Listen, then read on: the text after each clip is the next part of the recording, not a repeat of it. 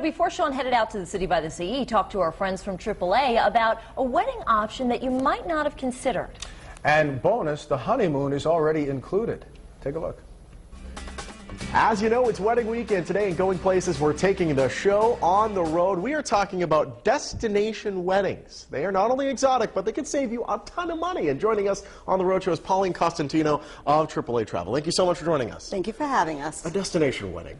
Was it maybe much warmer than here, maybe sandier beaches than here? Sure. Sounds exotic, sounds expensive. Is it? No, not Really? at all. Not at all. There are so many affordable options these days for destination weddings, whether it's a cruise or a resort, much less expensive than a traditional wedding held locally. That's a shocker. Now, are there any tools of the trade or tips from you guys as to how to book these correctly? Well, we always feel that they should be booked as a package, looking at all of the components together, the air, the transportation, the destination, instead of doing everything separately. That saves a lot of money. Absolutely. Is there anything else we should consider? You should consider using a travel professional. I think we're used to looking at the requirements of the different hotels and properties, or the requirements of marriage inside each of the islands, the transportation needs of the guests, making arrangements for all of the guests.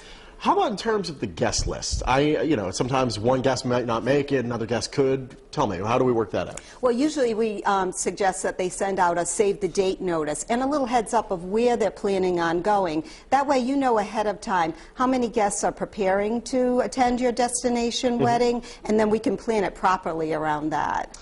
I'm a little stingy. If I ever convince somebody to marry me, this sounds like the perfect thing, but it just depends on who pays what. Who's paying for what going to this wedding?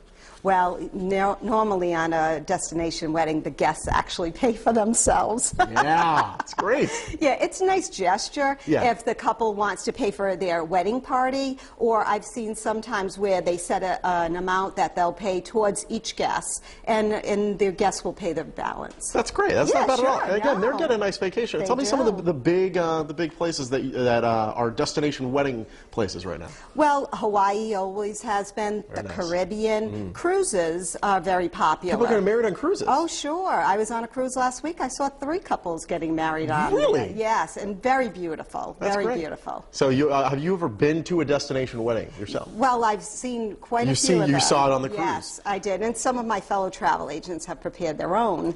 Yes. Just make sure if you're on that cruise, don't throw the gutter too far. That's right.